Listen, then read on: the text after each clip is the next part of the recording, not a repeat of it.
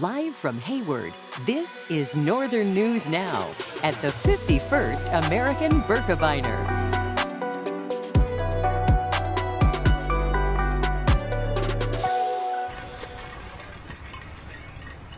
Welcome to Hayward, Wisconsin, home of the American Birkebeiner. It's the largest cross-country ski event in the nation. And after a lack of snow last year forced some big changes, skiers are thrilled to be back here on Main Street tonight, crossing the finish line downtown. Good evening, I'm Birkie Savage. And I'm Dan Wolf. Thank you for joining us as we broadcast live from Hayward for the 51st Annual American Birkebeiner. Yeah, it's been a great day out here. If you joined us at noon and at 4, it might have looked a lot busier. A lot of spectators, a lot of skiers patrolling their way down the course here.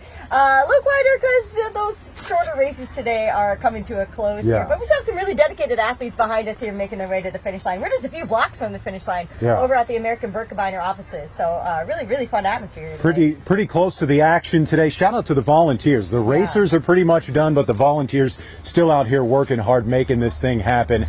Mention the Prince Haken that's been going on this evening. We also had the Kortaloppet event earlier today. Haken is a 15K, Kortaloppet's a 29K. The main event, though, the American Birkebeiner, or the Birkie for short, starts tomorrow morning, and that race takes classic and skate skiers more than 30 miles between the starting line and cable to the finish line right here in downtown Hayward. Yeah, and some of the other Birkie Week events have been going on for days now. They had the Barca Birkie yesterday, which involves skiers and their dogs, and one of my favorite races.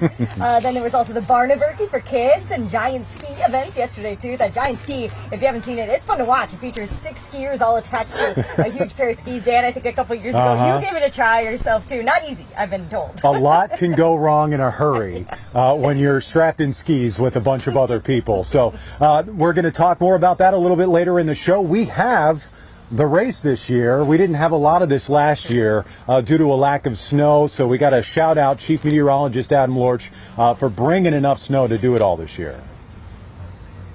Yeah, well, I don't know how much I had to do with that, but I'm definitely happy that we were able to have the American Birkebeiner this weekend, and hopefully we can continue to see these winter events as we head through the rest of winter. But I am here kind of at the end of the trail. We were kind of on the back side of the big hill, the big bridge that goes up and over Main Street here in Hayward. Still seeing some people finishing, still seeing a lot of cheering going on out here, and just a great atmosphere pretty much all day long. It is windy, though. Let's take a look at what we're seeing out there temperature-wise. We have temperatures sitting in the 20s across the region right now. And it's, it's not too bad, but it certainly could be a little bit warmer, especially when you factor in that wind. We're seeing temperatures in the 20s, but with the winds coming in out of the south and west between 10 and 20 miles per hour, I mean, it's going to feel like it's in the single digits and lower teens. So noticeably on the colder side out there. As far as tomorrow goes, we're going to be seeing temperatures starting out in the teens, climbing their way into the 20s and 30s for highs in the afternoon. So it will be warmer. It will be less windy tomorrow. Still some gusts up to 15, but overall not too bad. In the meantime, hopefully you guys can stay nice and warm in at the studio because it is a little crisp out here. Yeah, we are definitely a lot warmer than you, but we'll check back in with you soon. First, let's get to some news from Duluth. The Minnesota DNR is putting out a reminder to anyone who still has a fish house on the ice. Minnesota's shelter removal deadline for the inland waters in the southern 2/3 of the state is 11:59 p.m. on March 3rd. For our northern region, the deadline is 11:59 p.m. on March 17th. People can still use their shelters after the deadline as long as the shelter has the proper licensing and is occupied or attended to if on the ice between midnight and an hour before sunrise. Exceptions include along the Minnesota-Canada border waters. That deadline is March 31st. Your last chance to apply for the open Cloquet City Council seat is Monday. This comes after the unexpected death of former councilor Warren Bunn Carlson. He died last month following a genetic heart condition and ongoing health problems. Now the council will vote to appoint someone to fill his seat until November 2026. Those interested in applying for the 2-year term must be a resident of Cloquet's Ward 1. Candidates must have lived in that area for at least 30 days to apply. If interested, you should submit an application, resume, and cover letter to the City of Cloquet. The deadline to send that in is Monday at 4 p.m. Council members will review applications and then interview applicants during their meeting on Tuesday. For these stories and more, head to our website, northernnewsnow.com. But for now, I'll hand things off to Dan and Briggs, who are still braving that cold at the Birkie. You guys staying warm out there? I'm feeling pretty good. I'm glad I wore my snow pants. I will say that. And I'm wishing I wore mine. That's for sure. As we mentioned, last year's lack of snow and cold forced major changes to the 50th annual American Birkebeiner. They weren't able to finish in downtown Hayward as usual. Instead, skiers traversed a 10K loop created with man-made snow near Cable. They kept it in Cable. Only the elite wave of skiers went the full 50K distance. Really impressive they were able to make that loop. And that was just one of the challenges Hayward businesses faced last year during that less than ideal winter. On average, Hayward sees around 61 inches of snow in a normal year. But last year, the town only saw around 27 inches. So city officials say that, of course, caused tourism to dip. However, this year's cold temperatures and a larger amount of snowfall has brought some more visitors to town. Hayward Area Chamber of Commerce leaders wish there was some more snow, but they do say that they're happy that the cold is helping other winter activities thrive.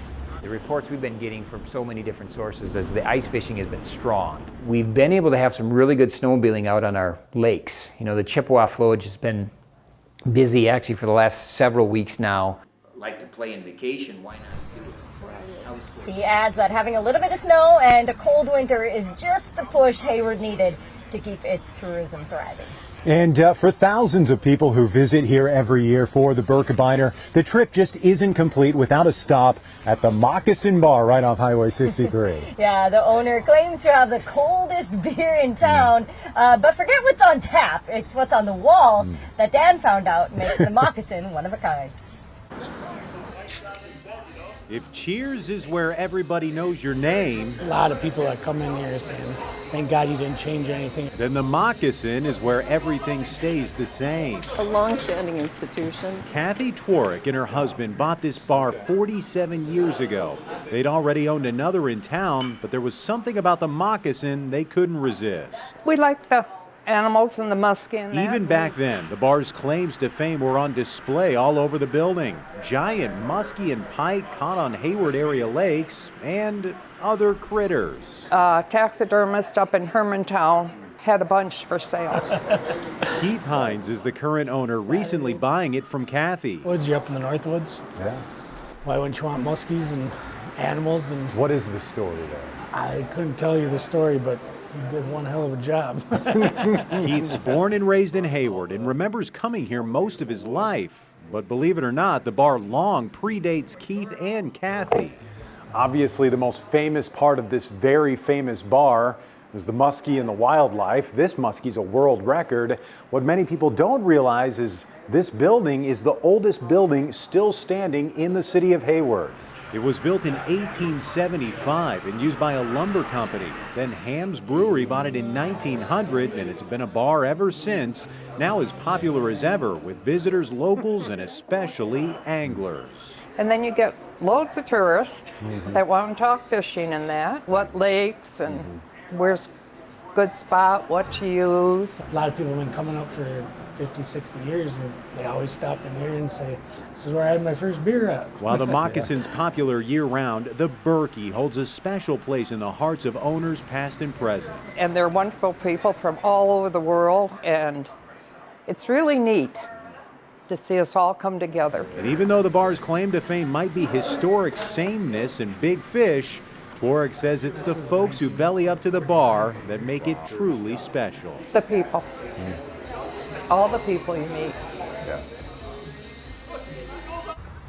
It is really a one-of-a-kind place. There's nothing quite like it. And by the way, the Moccasin is going to be one of the places to be in Hayward come tomorrow at 1 o'clock. They're going to have some tents set up, live music and drinks outside and inside. So if you're here in town, check it out. Yeah, sounds like they know how to have fun. Very Northwoods. Very Northwoods. Get inside, check out those giant muskie. Yeah, once they cross the finish line, too, some of the skiers are going to be able to take part in some of that fun this weekend. Yeah, Northern News Now. So Alexis Bass joins us live with one one of those skiers right now who is hard to miss out here. Hey, Alexis. He is. He comes from a very far away place. I'm here with a skier participant tomorrow and also a volunteer. So I've got to start with Yarkov. You come from a very far place from Czech Republic. This is the first time that you're here at the Birkie, but you've been taking it all in. What have you taken in most so far?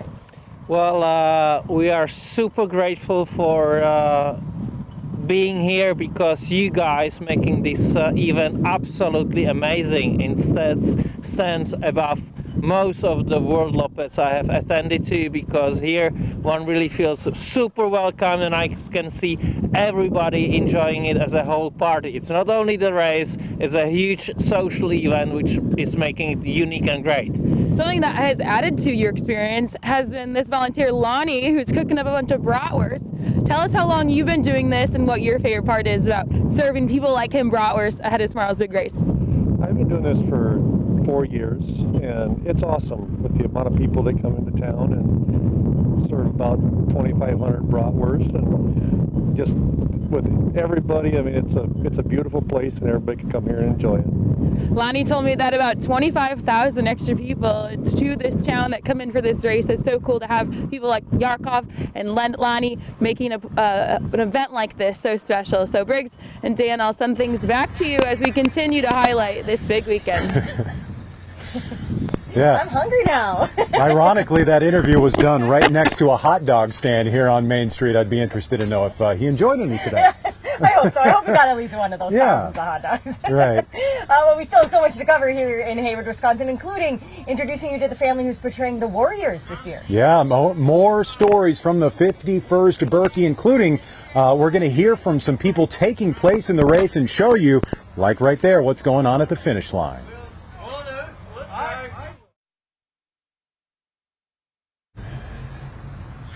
Welcome back. We are live near the finish line of the 51st American Birkebeiner, trying to stay warm on this Friday evening as the sun begins to set. Yeah, it has gotten a little bit colder, that's for sure. But if you do want to check out some of the Birkie events tonight, good news. Both indoors and outdoor events run until about 7 o'clock tonight, so you still have a little bit of time to come down here and check things out before the main event, the American Birkebeiner, tomorrow. Yeah, some fun facts, some fun statistics to know about this year's Birkie. There are more than 11,500 skiers this year. Outside of North America, they come from 25 different countries.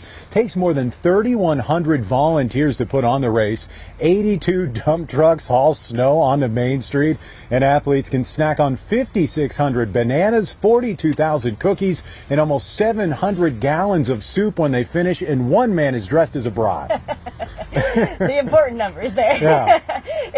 Just the coordination that it takes to put all of this on. So kudos to all the folks involved in putting on the Birkie. But the sun is setting, we mentioned it. The temperatures are starting to drop, so let's head back over to Chief Meteorologist Adam Lorch for a look at the forecast. How's it going over there, Adam?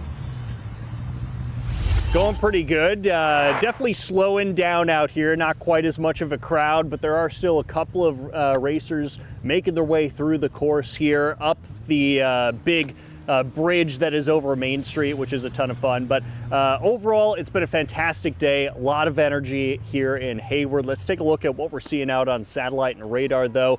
Seeing some clouds in a few areas, but overall clear conditions for the region for now. I do expect to see increasing clouds a little bit later on this evening and into tomorrow morning.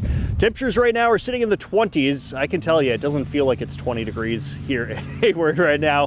That wind has a bite. It feels like it's in the single digits. So still worthy bundling up, but hey, a lot better than 20 below zero like we've been seeing the last couple of weeks. Moving into tonight, we'll be seeing increasing clouds. Lows won't fall too far. We'll see some teens for lows tonight and some lower 20s into tomorrow morning. Expecting mostly cloudy skies tomorrow morning. Maybe some breaks in the clouds across the southern half of the region in the afternoon. Otherwise, I kind of anticipate partly sunny to mostly cloudy skies, and temperatures climbing into the 30s tomorrow. So it will no doubt feel warmer out here tomorrow than it did today. Moving into Sunday morning, cloudier skies, a few scattered flurries in the morning hours, but what I'm really focused on is what's going to be happening into the evening hours.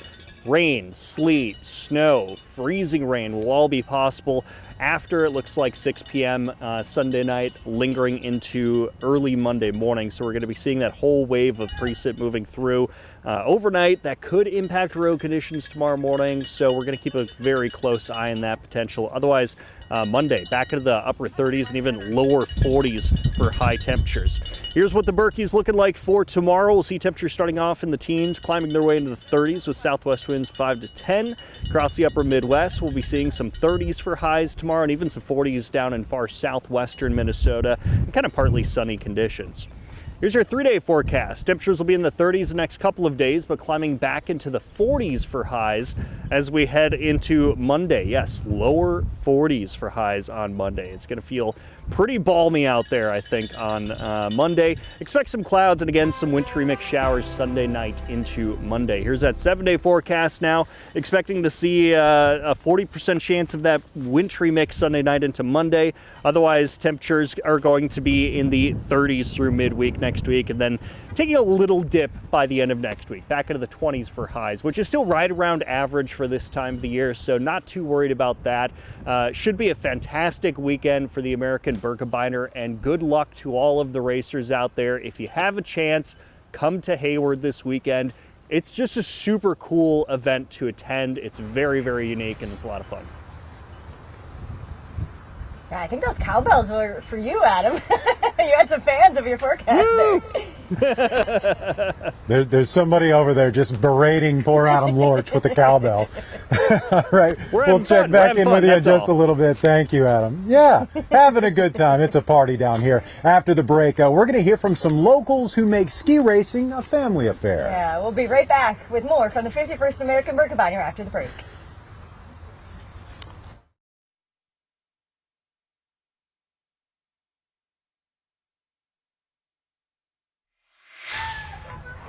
Every year, the American Birkebeiner selects ambassadors to share the story behind the iconic event. Now, this year, the Mitchell family was given that honor, and they proved that playing the part of Inga, Prince Haakon, and the Warriors carries even more meaning for their family. Say, go, Grandpa! Go, Daddy! This trio of skiers. Here we go. And baby Jack, also known as Inga, Prince Haakon, and the Warriors, are this year's American Birkebeiner ambassadors.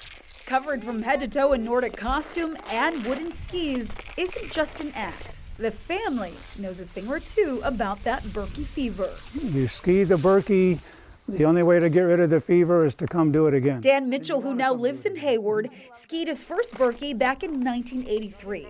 Now getting ready to ski his 37th Birkie, he's excited to share his passion for the sport with his family. We love it. It's a great part of our family tradition. That tradition has taken Dan, his wife Carol, and their children around the world, skiing in nearly every race. And every February, you can bet many of their children and their spouses fly in from around the country to take part in Hayward's race. Birkie is when the world comes to Wisconsin. My siblings and I often joke or comment that Birkie Week is as good as Christmas. And just like Christmas, the family creates lasting memories, including having their youngest family member take part. We skied the China Vasa last year together while I was pregnant with Jack, and we skied the entire race essentially together, and we were the last two finishing up, and we just had a blast together. But this year, in the final stretch, Amy will be skiing and carrying 7-month-old Jack and the family tradition across the finish line. This should be a really fun memory for him to look back at doing with his grandpa, his dad, and his mom tagging along. It's very full circle, and the love continues, just passing it down to the next generation. A love of sport, tradition, and most importantly, family. Man, kudos to her. I have a 4-month-old. I can barely carry him around the house, let alone on skis. Ski a whole race. Man, well, Mom, Dad, Josh, Amy, and baby Jack and other family members will all be racing the full Birkebeiner tomorrow. So Dan and Josh are also master World Loppet skiers. Yeah, the family is going to be skiing in the World Loppet in Iceland in April, where Dan will achieve the global Loppet title of skiing in 20 races all across the globe. What an achievement. Yeah, best of luck to the whole family. Yeah. We're going to have one last check of the forecast when we come back.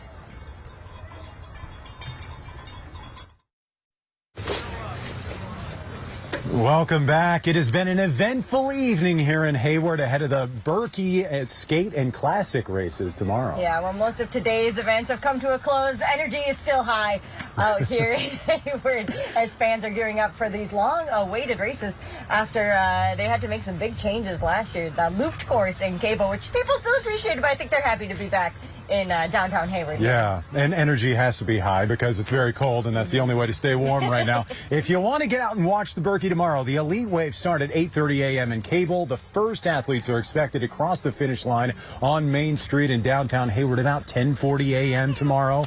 And a reminder that there's a lot of parking downtown. Not a lot of parking downtown since it'll be really busy. Don't even attempt it. Birkie organizers suggest planning ahead, leaving yourself plenty of time to make sure you can catch your favorite skier. Adam has the last look at the forecast. How the weather's going to be for those skiers tomorrow, Adam? Yeah, skiers and spectators are going to have a much warmer day tomorrow. It's also going to be less windy, so we're going to be seeing winds still coming in out of the southwest between 5 and 10, gusting to 15, but it's not going to be the persistent 10 to 20 mile per hour wind that we've been dealing with all day. That 7-day forecast calling for temperatures in the 30s through the weekend and through midweek next week. We might even touch 40s on Monday. We are keeping an eye on the potential for some wintry mix Sunday night into Monday morning. Some rain, sleet, freezing rain, and snow will be possible there. So we will definitely keep an eye on that for Monday morning's commute and what impacts that could have on our roadways. Otherwise, should be a pretty fantastic weekend for any outdoor activities. Come on down to Hayward. It's a really cool event, guys. It's been a ton of fun here today. Yeah, and good luck to all the skiers taking part tomorrow in the American Birkebeiner.